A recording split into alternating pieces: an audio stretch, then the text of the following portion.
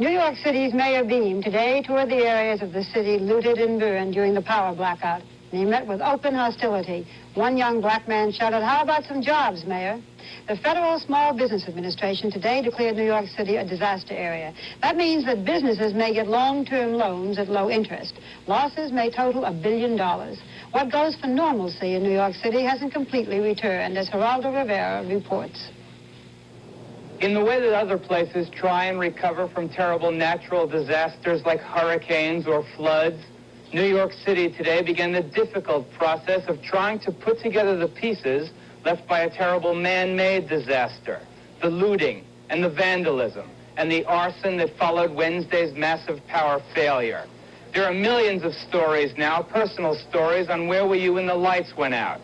Unfortunately, too many of them are like this one. Harry, how long have you been in business? 38 years. It looks like they weren't satisfied with just looting your store, but they burned it as well. That is correct. They burned it after they looted.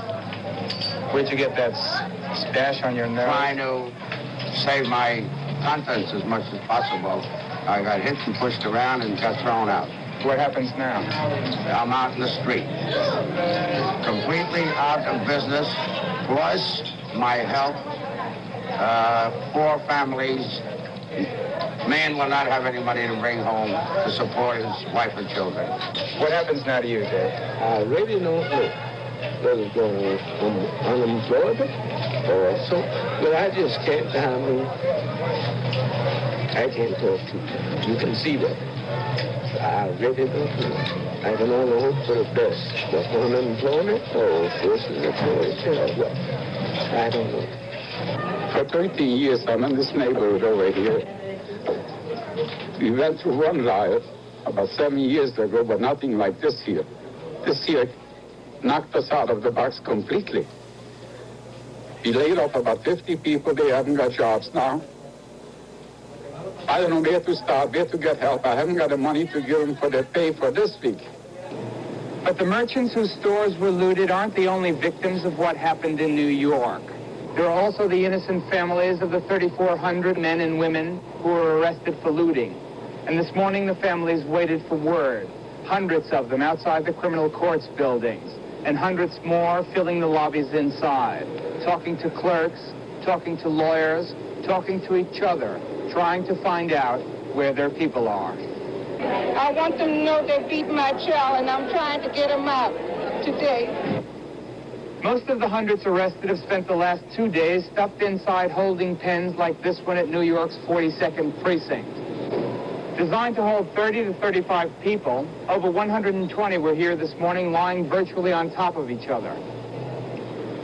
By the end of the day, the politicians were searching for whom to blame, and the financial experts were calculating the cost in terms of millions of dollars of business lost.